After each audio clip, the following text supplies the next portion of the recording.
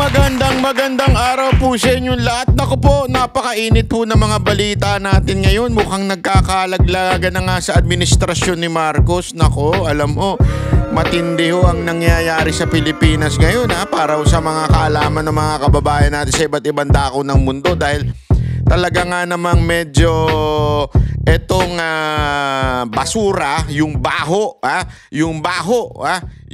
basura, nangangamoy na ng todo-todo. Ano ibig sabihin natin ng basura at nangangamoy na ng todo-todo? Alam nyo kasi mga kababayan, ang tae, grabe ka naman banat ba? Hindi, alam nyo ang tae, kasi kahit ilagay mo yan sa karton, kahit ilagay mo yan sa closet mo, o kaya ilagay mo yan sa ilalim ng kama mo, o sa ilalim ng unan, mangangamoy at mangangamoy yan. Di ba?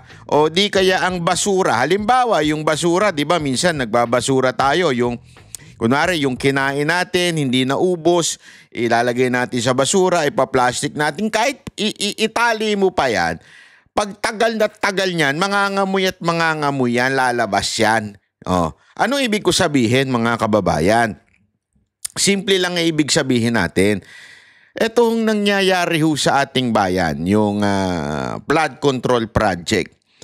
Alam nyo, sa totoo lang, tuwing iniisip ko itong nangyayaring mga baha sa Pilipinas, yung mga proyekto na nagkakalabasan na ng baho, ika nga, ay sabi ko nga somehow, tama ang sinabi ng Panginoon na whatever na nakatago, all that is hidden will be revealed.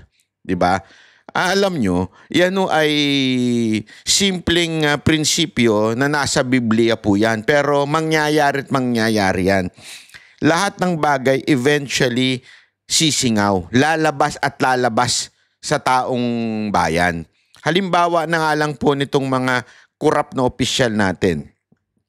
Mga korap na construction, di ba? Company. Akala nyo, sa simula parang, bakit biglang yumaman itong isang tao na ito?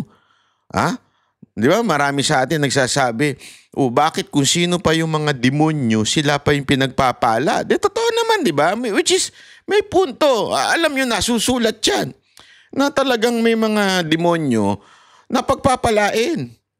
Oo, baka akala nyo nagbibiro ako. Nasa Salmo yan at saka sa Proverbs. May mga pinagpapala kahit demonyo sila. Pero, meron lamang period.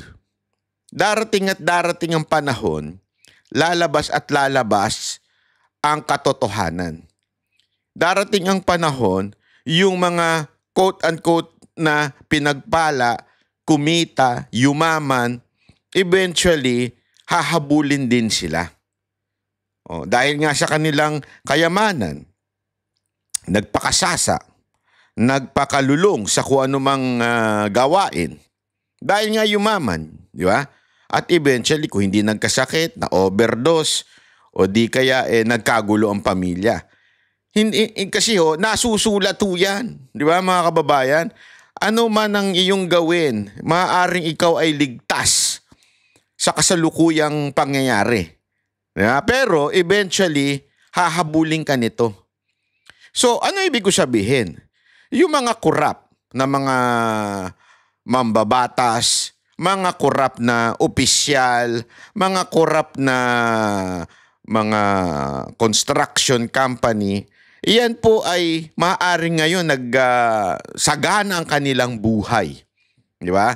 But eventually, hahabulin po sila nito. Mabubuking at mabubuking. At ito na nga ang sinasabi ko di ba? Mismo yung nature. Di ba? Di ba meron tayong tinatawag sa kontrata yung acts of God, di ba? Parang ganyan na ho yun. Ito pong mga ulan, ito pong mga bagyo, wala tayong masasabi kung hindi acts of God ho yan. Yan ho ay pangyayaring pinahintulutan at ng Diyos lang ang nakakaalam. At dahil diyan, nare-reveal ngayon etong mga tarantadong mga opisyal natin, lumalabas tuloy na may mga proyekto silang nabubulgar na may katiwalian. Sino nagbubulgar? Di ba? Mahirap po kasing ibulgar yan eh. Sa totoo lang hindi wala akong biro. Napakahirap ibulgar na mga ganyang bagay. Kasi wala namang resibo ang lagayan. Wala namang resibo ang bigayan, di ba? Ang komisyon, wala namang resibo yan eh. Napakahirap niyan patunayan sa korte. O maaring may alam ang partikular na halimbawa si Magalong, may alam po siya. May mga sinasabi siyang alam siya. O si Tiangco, may alam din siya. O yung sino pa mang iba pang mga nagsasabi patungkol dito sa mga construction na firm na ito. May alam sila. Pero para patunayan yan sa korte, beyond reasonable doubt, napakahirap po niyan mga kababayan. Dahil ang lagayan, hindi naman po yan na may resibo. Ito, bibigyan na kitang komisyon, pumirma ka dito ng resibo para sigurado. Walang ganun. Pero dahil nga sa quote-unquote acts of God, bagyo, baha, ngayon nare-reveal. Bakit? Malalaman kasi. Saan ba nagbabaha? Saang lugar? Dito sa lugar na ito. Sino ba merong proyekto niyang flood control dyan? Doon ngayon lalabas. Diba? Lalabas ngayon kaninong congressman yan, sino nag-alat dyan. Kasi nga, ang nangyayari pa nga ngayon, sabi nga ni Tiangco, minsan walang kinalaman yung district congressman. Bakit? Magpapark lang, maglalagay lang yung leadership ng Kamara doon. Diba? Without that congressman knowing it. Yung sabi ni Tiangco yan, ibig sabihin, yung dati kasi yung mga congressman lang ang sabihin yung district congressman, halimbawa lamang sa 3rd district ng halimbawa lang Bulacan, ganyan. Hindi ko kilala kung sino 3rd district doon. Halimbawa yun maaring pengi ako ng proyekto dito, gagawa akong flood control. Ganon dato, ano ba yan? Pati si Shopee nagsasalita na talaga naman. So alam niyo yun, maaring ganun dati. But this time, hindi na daw ganun. Yung district congressman, wala nang kaalam-alam. Lalagyan pala siya ng proyekto doon, tapos yung leadership na ang kukuha. Yung kinwento ni Tiangco doon sa interview sa Head Start ba yun ni Karen Davila. Mantakin mo mga kababayan. That is so grabe yung corruption. Systematic na, hindi na yung dahil lang sa isang congressman na corrupt, hindi. Systematic na nanggagaling na sa leadership. Kaya nga 'di ba merong I think it was Magalong who said this na this is the most corrupt house. Yan yung kasi talagang from the top. And hindi naman tayo lang nagsasabi niyan. Maging yung inyong presidente na si Marcos, isinabi niya, mahiya naman kayo. Di ba? Ganong katindi.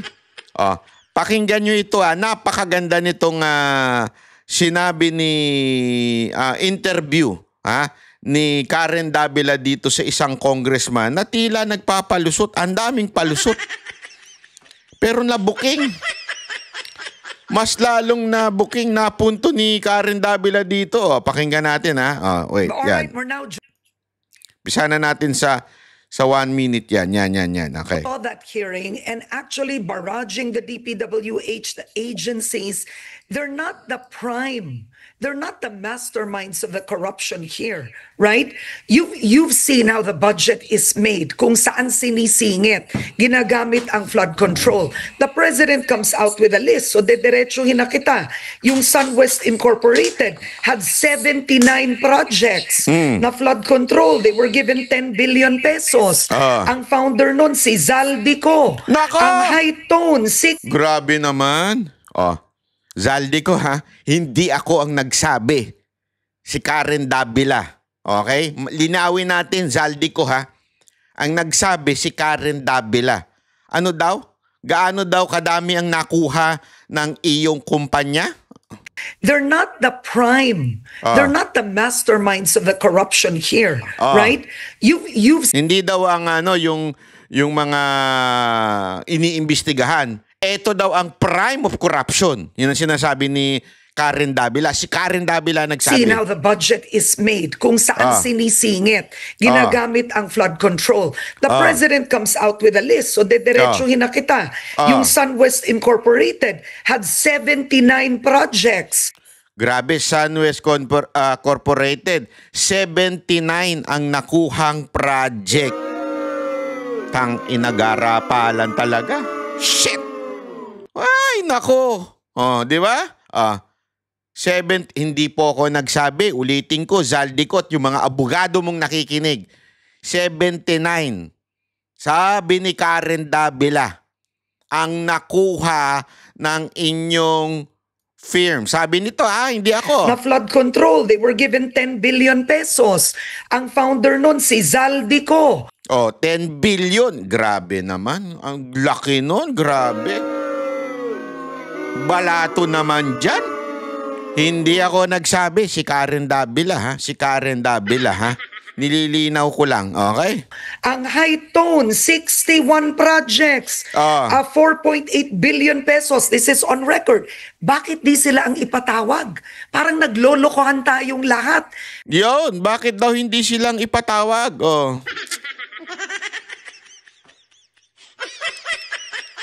Ewan ko kung na-caught off guard itong congressman na ito. Pero andyan na, malinaw na. Pinapagalitan nyo yung DPWH, pero yung totoo, the corruption starts with Congress owning contractual companies, these construction companies, and getting alleged kickbacks. So, will you call them?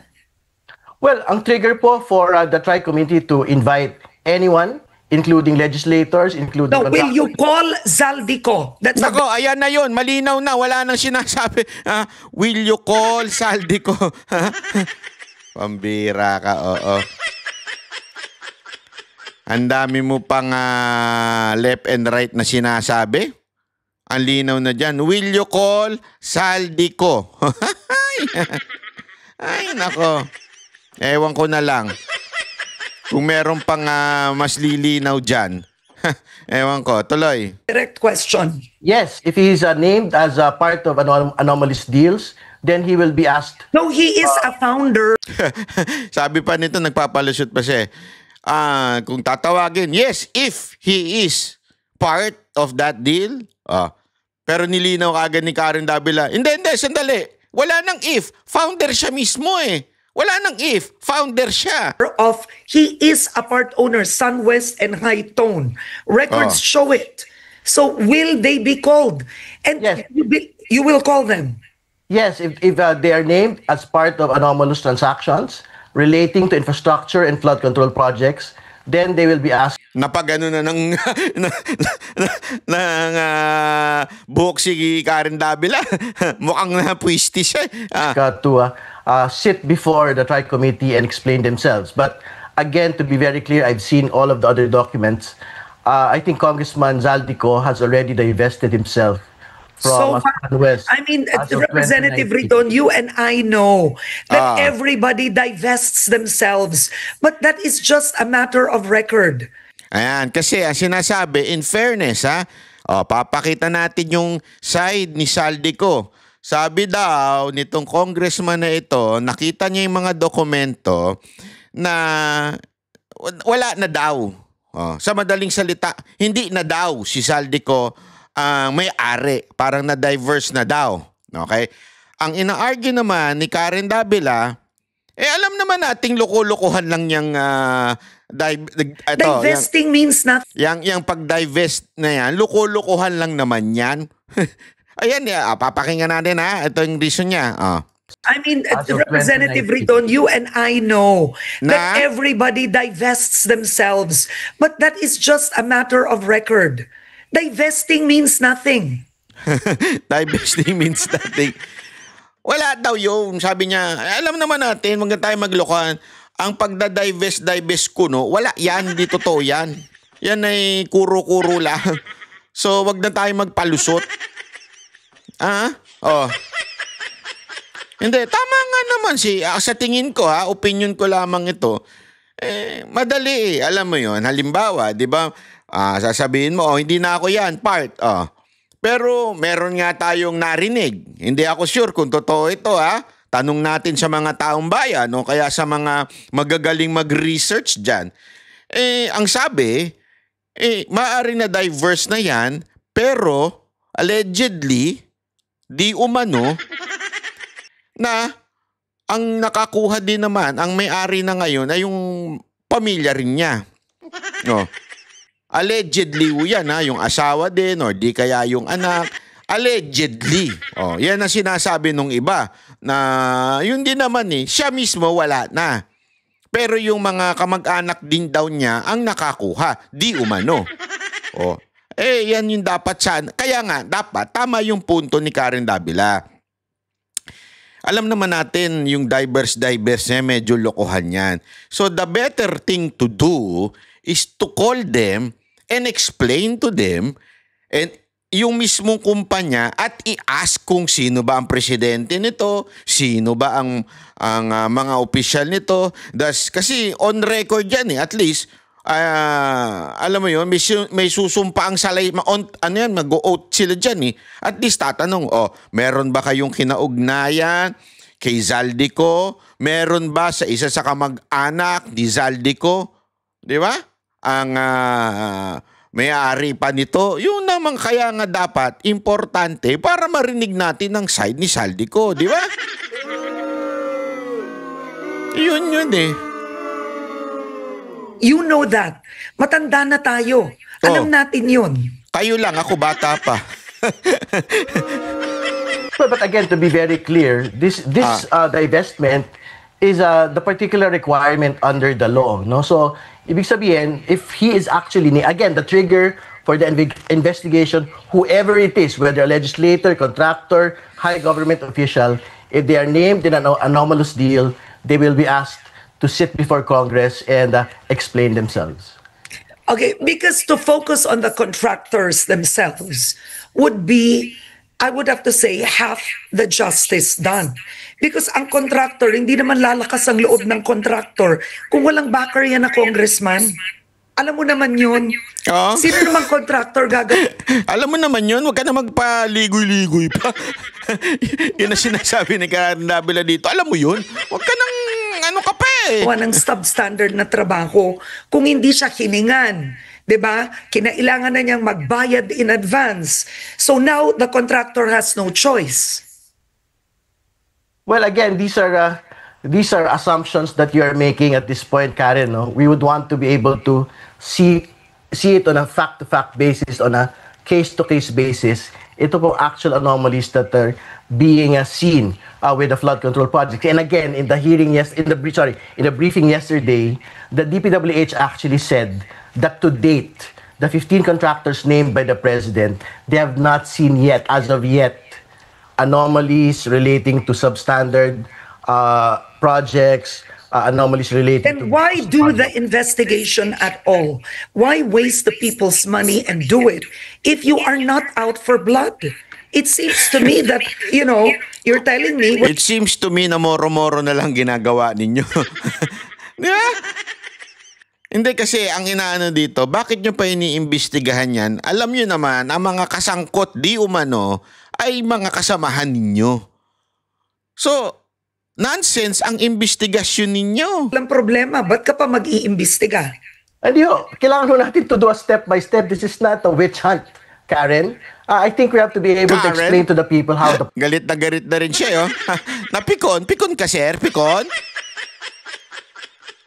Nagagalit ka, easy ka lang. Ano yan talagang gayaan process actually works for us to be able to see where the policy gaps are and to make sure that the gaps are actually plugged. No? Kaya nga no less than Majority Leader Sandro Marcos had already stated na gusto niya yung bill ni Senate President Cheese na to further expand yung pong mga disclosures and prohibitions po ng mga magkakamag-anak ng mga politiko na sumasali po sa mga kontrata ng gobyerno.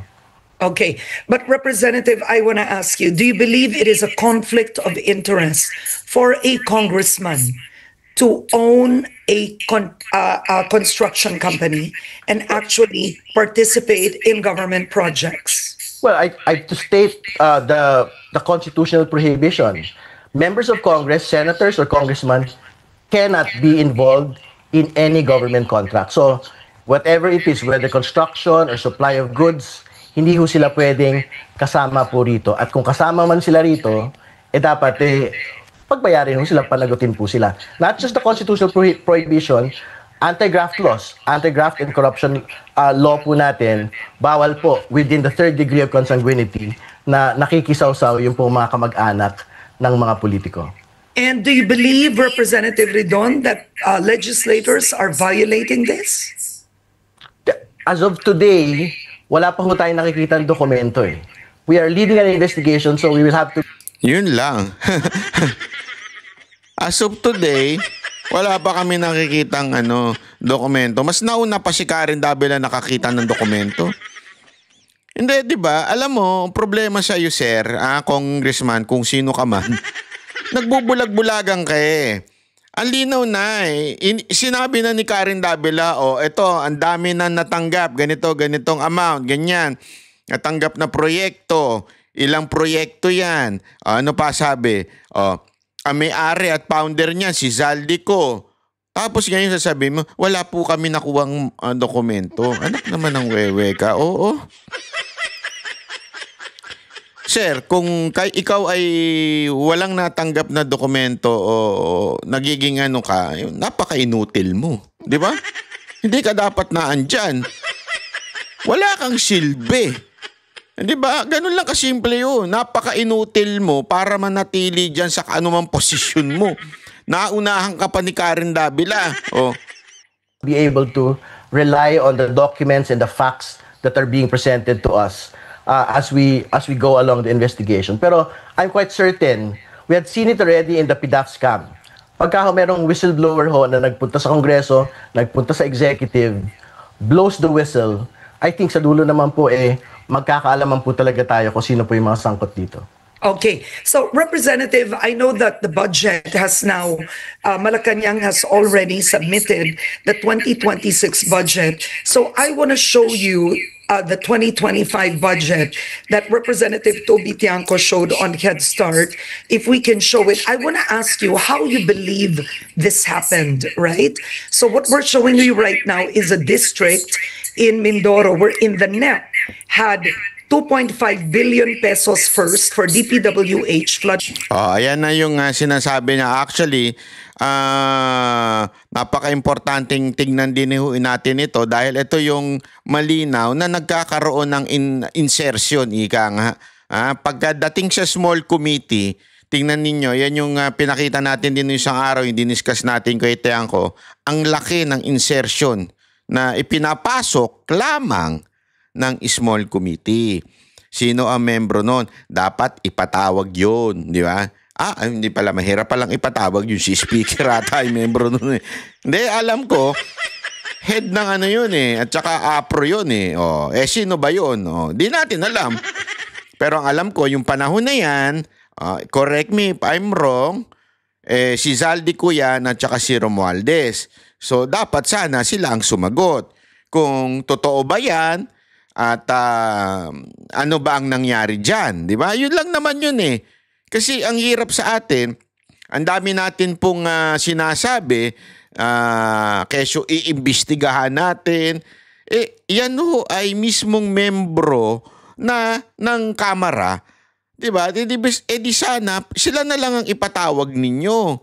Kung hindi ninyo kaya, sabi nga, nung mismong anak ni Marcos, itigil na yan. Kasi sabi nga, paano nyo imbestigahan ng mga sarili ninyo? Tama, mali. Hindi po ako nagsabi nun. Control, or I guess that's a total DPWH infra for a district in Mindoro. The next is 1.5 billion.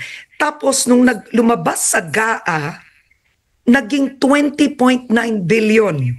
Sa Mindoro, yung isa 20.7. Ang tanungan ng ilan, nagtatayo ba ng skyway doon? Nako. So, do you see it now? So, there was an additional 18.4 billion given to that district, 19.2 billion given to that district. Representative Ridon, how does this happen in the lower house? Well, again, it's not just the lower house who is on trial here, no?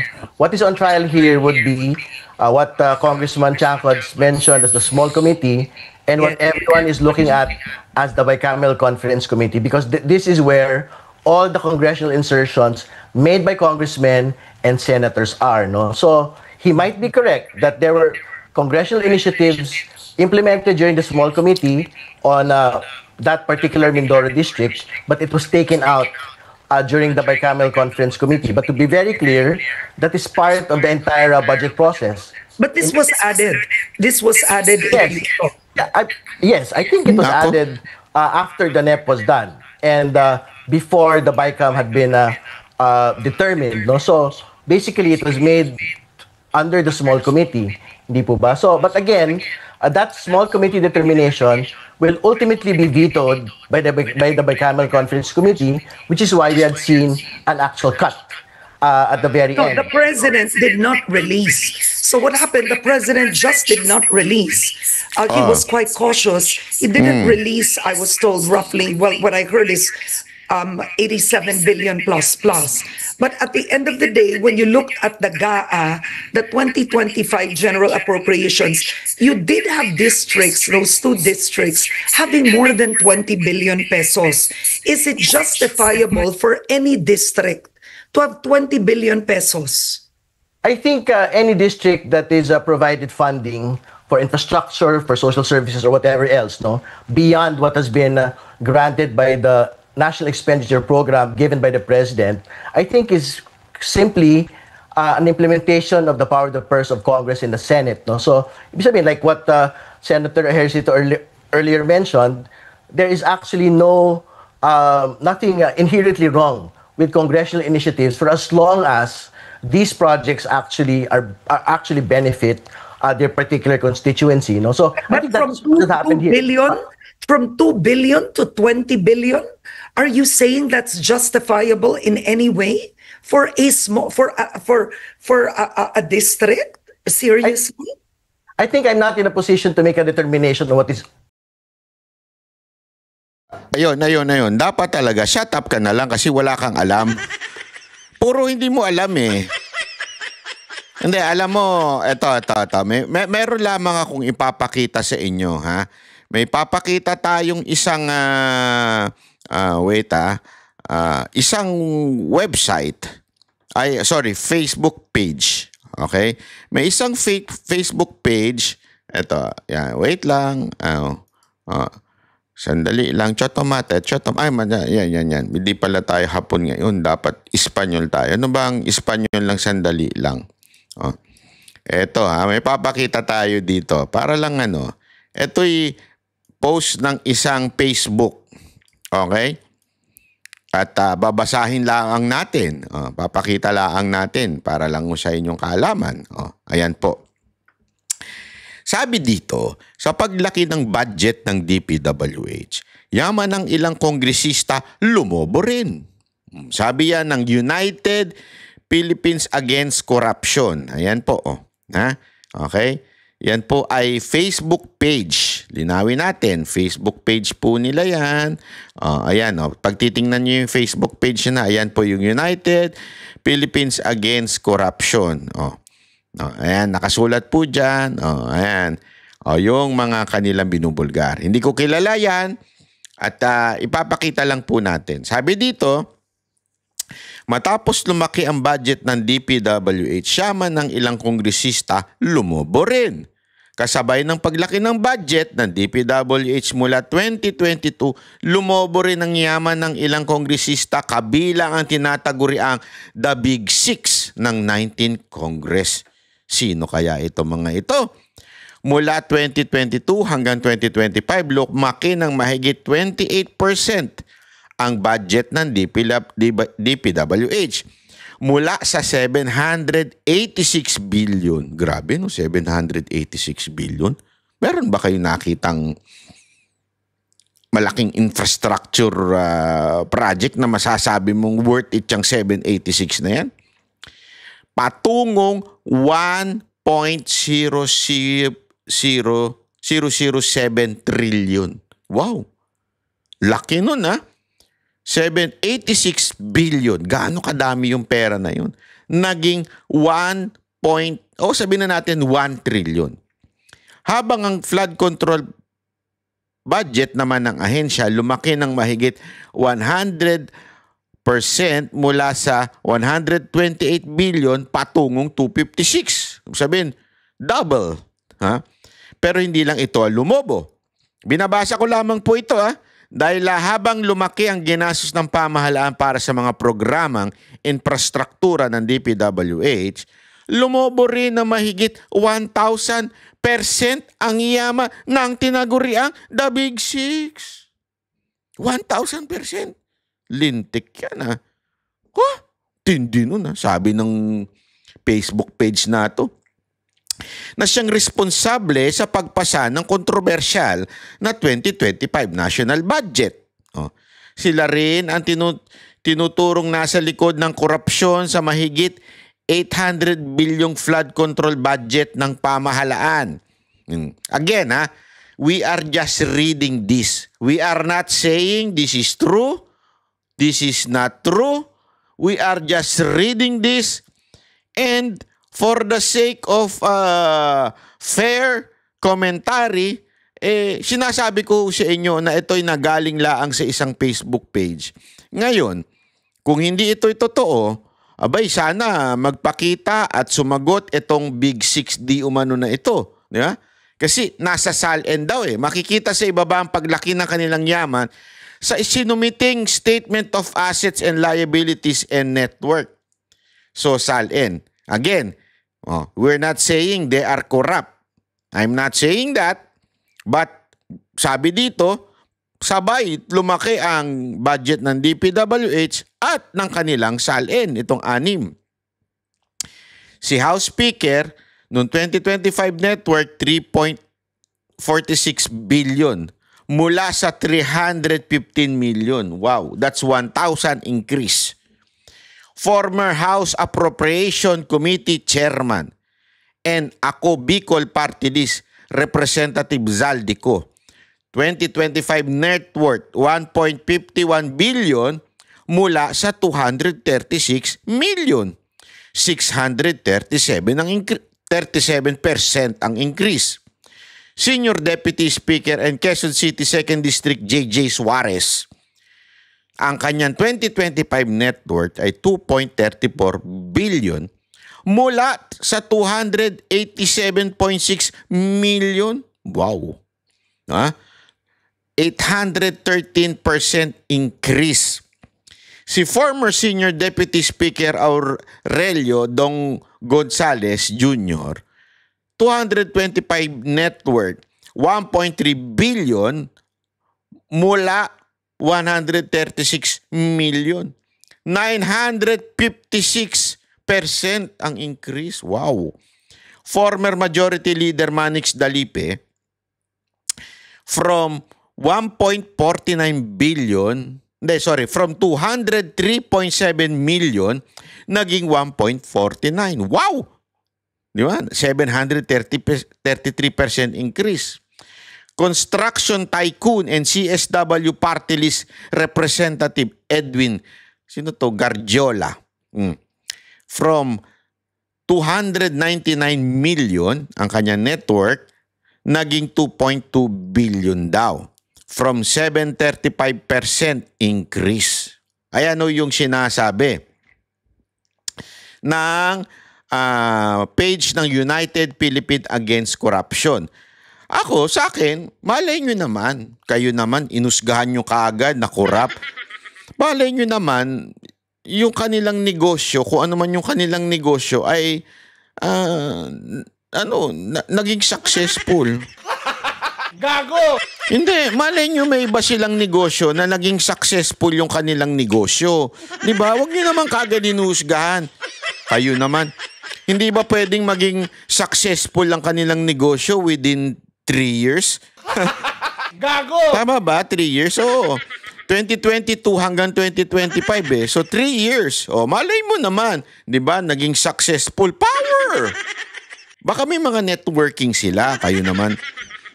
Malay nyo, wag nyo kagad, hindi, wag nyo kagad silang hinuhusgahan. Gago! Hindi ba, wag nyo kayo naman, masyado naman kayong makapanghusga. Wag naman ganun, hinusga nyo naman kagad. Hindi naman ibig sabihin, kurap na kagad porket yumaman lang ng 1,000% ang increase ng kanilang salin. Ibig sabihin, kurap na kagad yun? Oh. Di ba? Huwag naman nyo kagad sabihin na kurap yan. Tumaas ng 637%? Kurap na kagad? Malay nyo naman. Huwag kayong masyadong mapanghusga ng kapwa ninyo, mga animal kayo. Di ba? Huwag kayong mapanghusga. Malay nyo naman. Hindi, bali din tong website, itong itong page ng United Philippines Against Corruption. Masyado mo naman sinasabi na porket hindi kasi magkano tinaasa hindi kasi ito halimbawa minus nyo na lang 1 kasi ang hirap na to hindi nakakasya sa hindi nakakasya ito sa sa calculator yung 1 trillion sabihin na natin 1 trillion ang in-increase mula sa 786, so more or less to 214 billion ang in-increase. Tama ba ako? Galing ko talaga sa mathematics, Tama, basta more or less 214 billion. Billion, billion.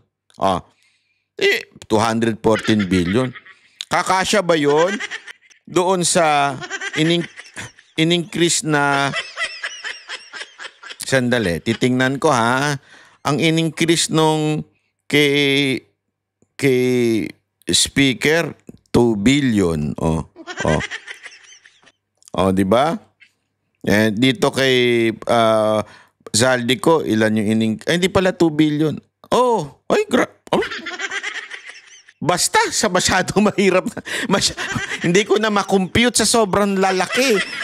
Alam nyo, hanggang lang ako, ang computation ng utak ko hanggang thousands and millions lang Pero pagka umaabot na ng billion, di ko na kaya.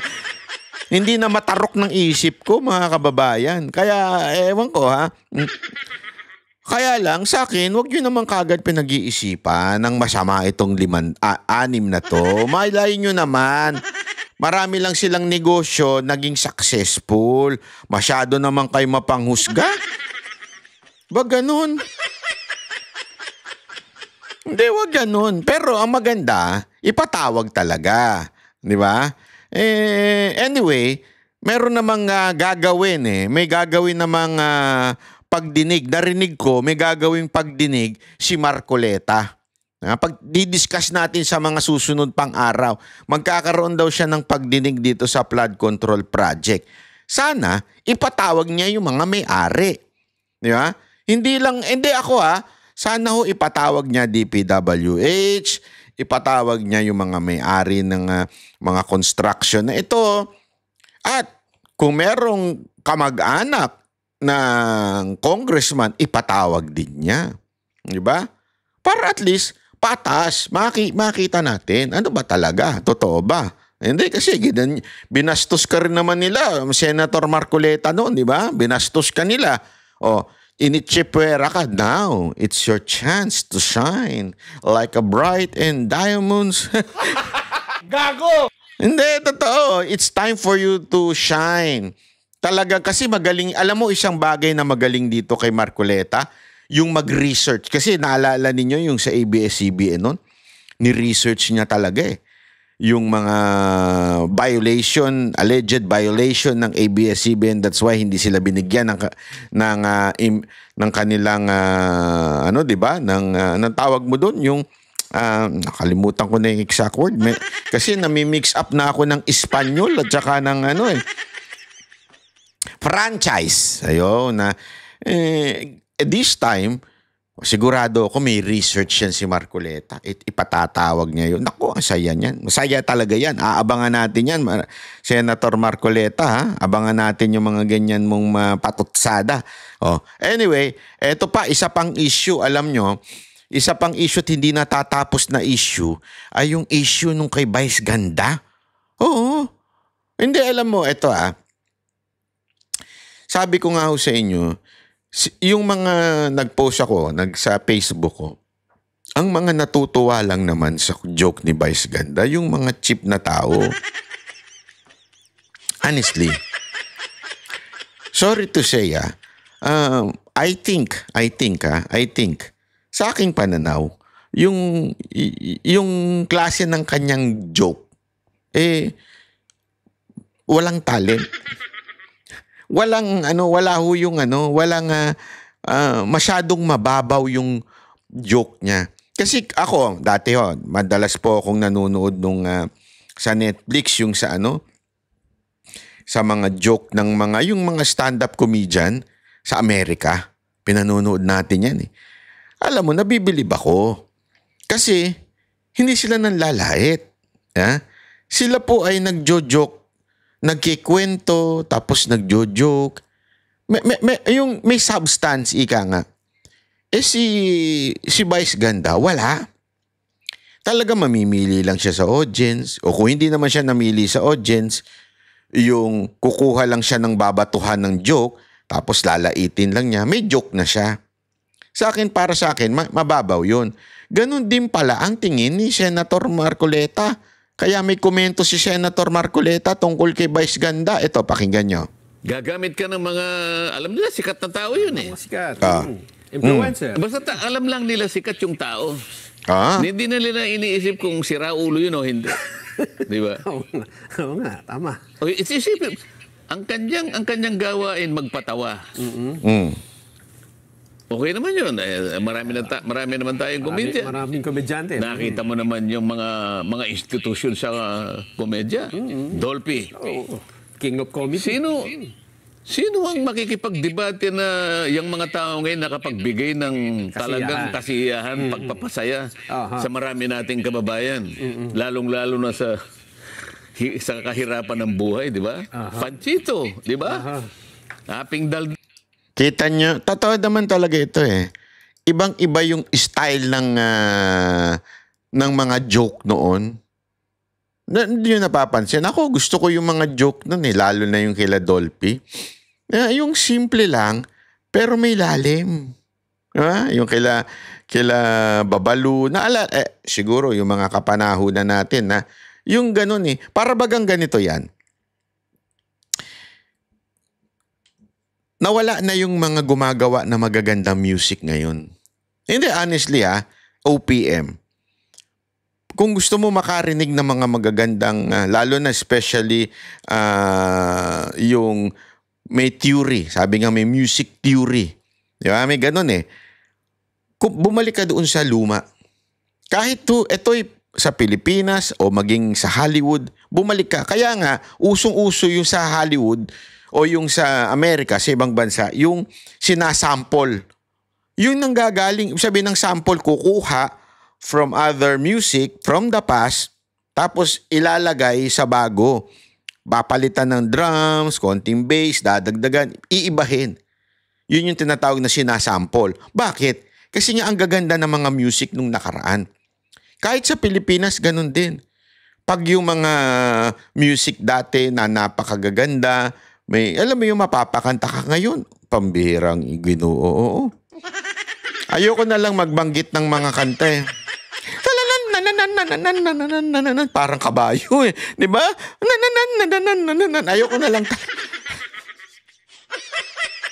Bahala na lang kayo manghula ng kung anong song yun, di ba? Nyek nyo.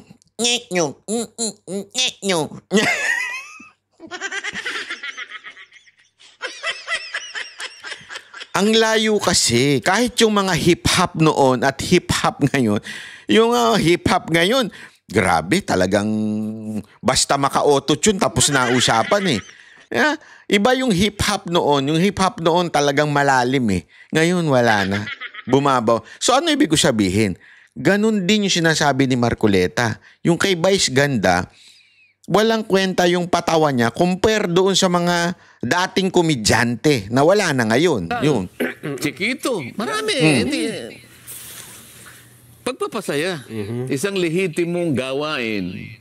Isang lehitimong profesyon. At talaga namang kailangan ng isang lipunan. Alam ka naman, puro lang tayo kalungkutan Hindi naman. naman pa pwede yun.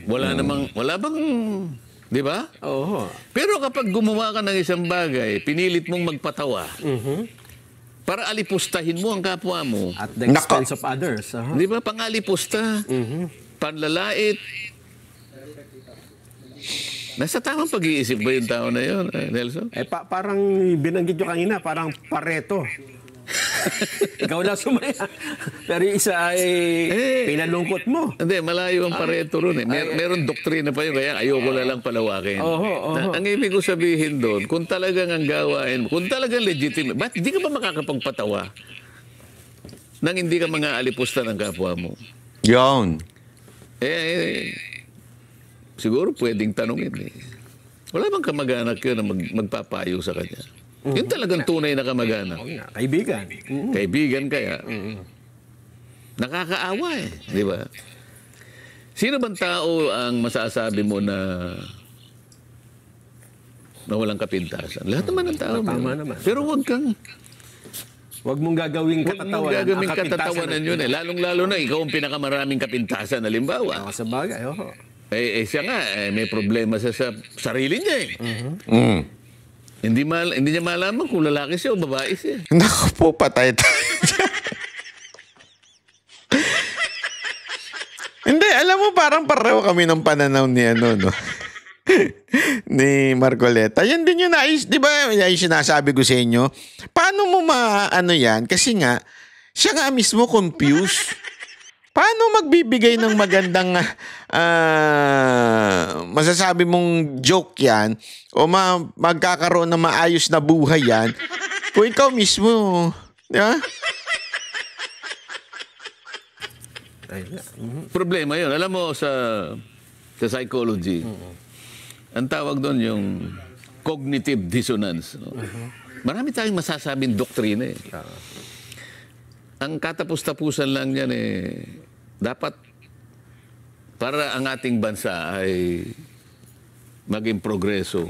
No? Lahat tayo, ano man ang profesyon natin, magpakasigasig tayo, magpakasipag tayo. Yan. So, ayan po ang sinabi ni Marcoleta. Alam mo, maganda yung niya eh. Kaya dapat, alam mo kasi, kaya ako ito din ang pananaw ko dyan eh. Kaya ganyan yan yung kabastusan ni bunganga nito ni Vice Ganda. Kasi nga po, honestly, medyo napapag-iwanan na ho siya pagdating do sa mga bagong komedyante. Aminin niya na o hindi. Ano lang ang meron siya. Ngayon, sa totoo lang, pera tsaka power of endorsement. Pero yung joke niya, wala na. Kaya nga, merong tuloy sinasabi, etong si Vic Rodriguez, si Attorney Vic Rodriguez, patungkol dito kay Vice Ganda. Ang ating pong pamagat August 15, 2025, i-boycott at ihuhulog. Dalawang topic po ito. Yung i-boycott, ito po yung usapin naman doon po sa nagsalaula.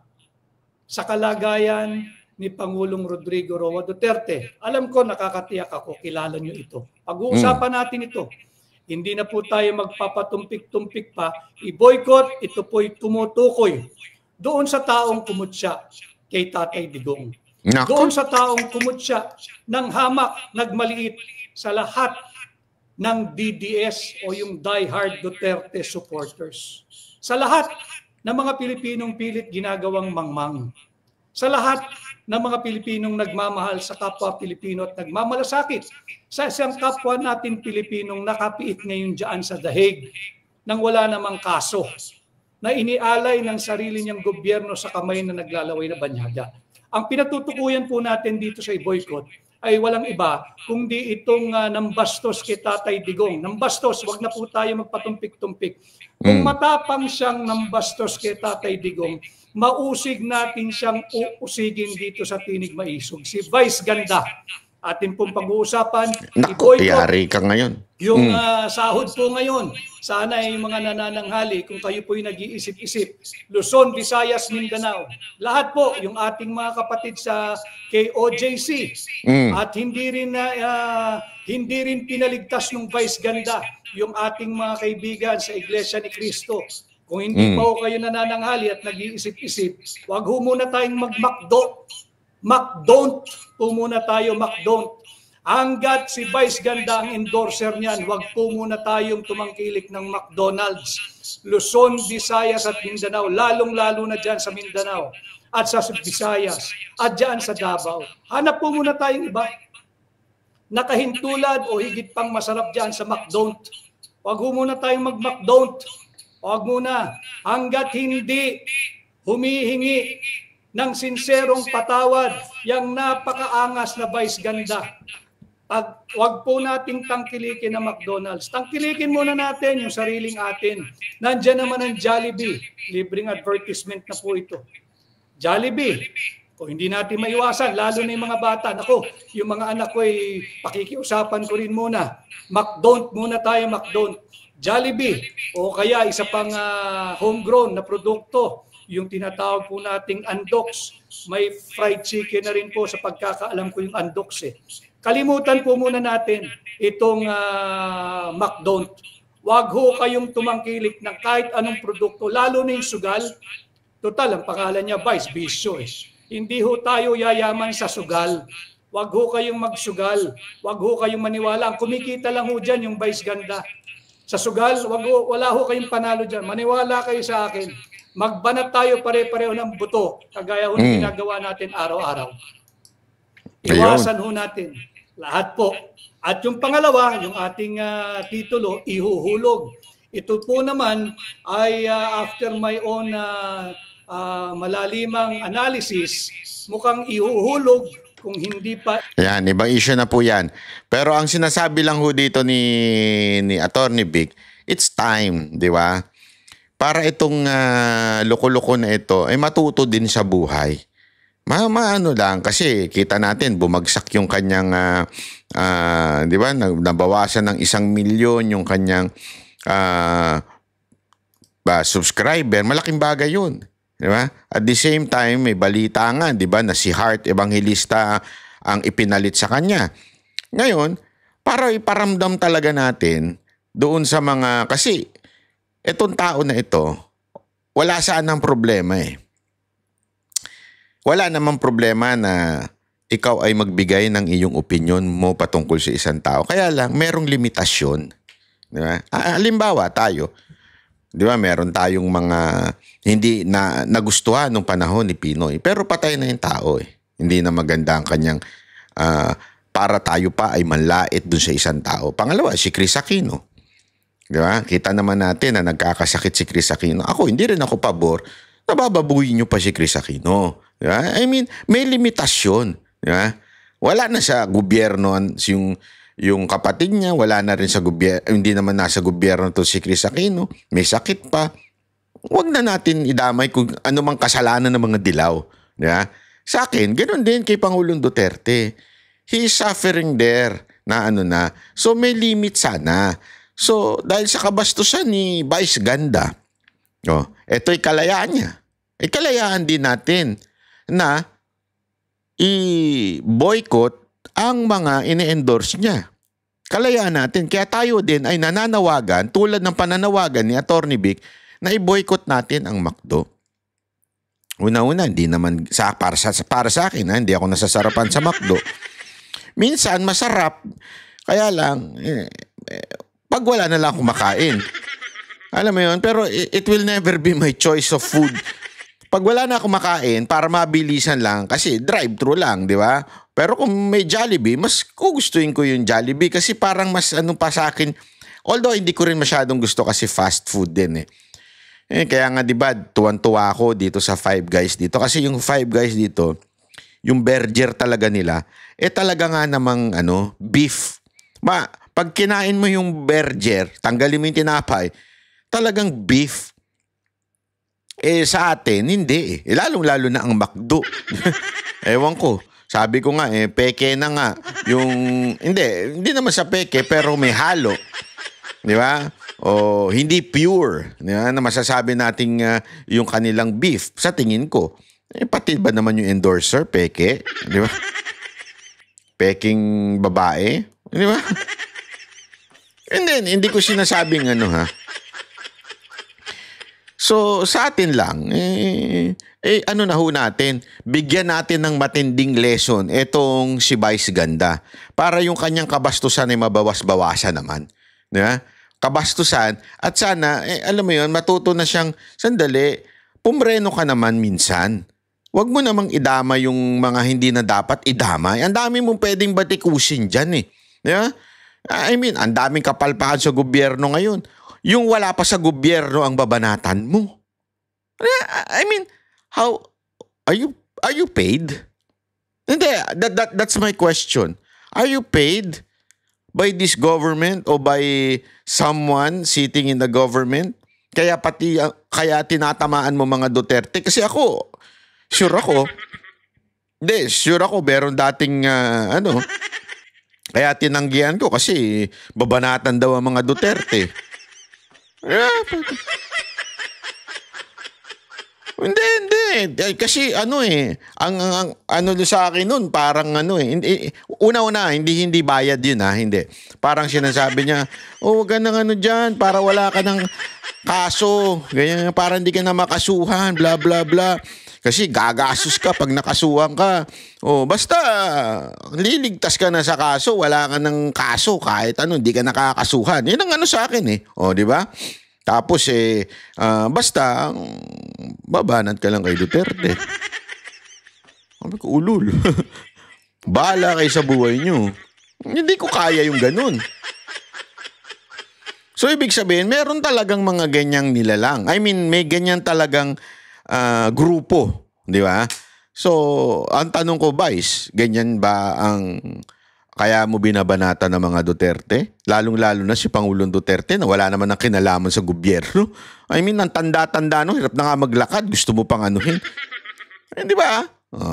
O dahil ba talagang hindi lang magandang relasyon mo sa tatay mo, kaya wala kang galang sa tatay? Ano ba talaga? Anyway, maraming salamat po. Sana magkita-kita uli tayo. See you in Paris. Yan ang Banateros, boses ng ordinaryong Pilipino. Banateros ay walang makaka